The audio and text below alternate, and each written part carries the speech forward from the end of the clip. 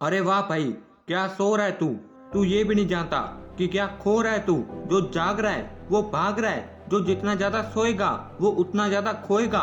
जो जितना ज्यादा जागेगा वो उतना आगे भागेगा। सोते रहोगे तो खोते रहोगे, सोना बंद करोगे तो रोना बंद करोगे।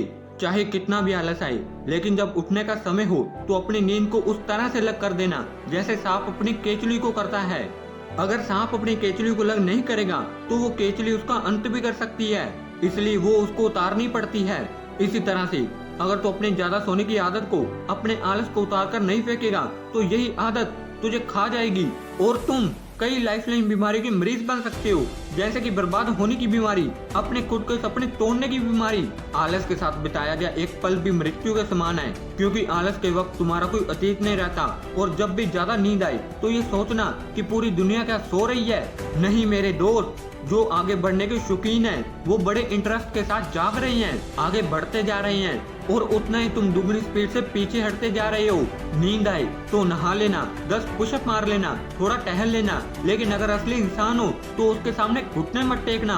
अपने आप को ये याद दिलाना कि तू पहले कितना खो चुका है और अब तू कितना खोना चाहता है। लोग पाने की होंद में हैं और तू खोने पर तुला हुआ है। लोग पागल हैं कुछ बड़ा करने को और तू जिद पर अड़ा है आलस का कड़ा पड़ने को। जिसको कुछ बड़ा करना होता है ना, तो वो सबसे पहले अपनी नींद को लिमिट में रखते हैं। और अगर तुम सच में कुछ करना चाहते हो और तुम्हारा काम में या पढ़ाई में इंटरेस्ट है तो तुम्हें नींद कभी नहीं आएगी। लोग कहते हैं पढ़ते वक्त नींद आती है, तो मैं कहता हूँ जब एक सोल्जर बॉर्डर पर खड़ा होता है तो उसकी एक झपकी पूरे देश पर भारी पड़ सकती है।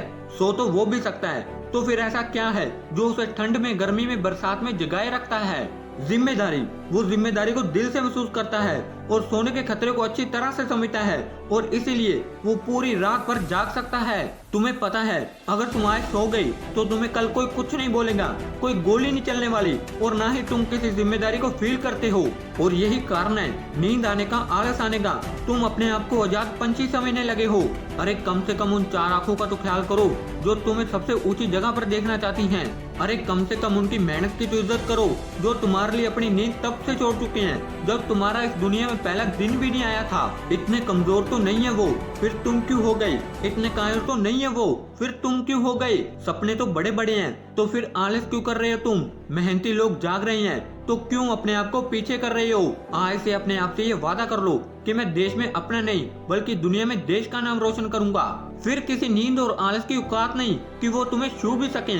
अगर ये वीडियो तुझे अच्छी लगी हो, इस वीडियो ने तेरे अंदर आग लगा दी हो, तुझे पढ़ने पर मजबूर कर दिया हो, तो इस वीडियो कर दे लाइक और चैनल कर दे subscribe. All the best for your future. जय हिंद, वंदे मातरम।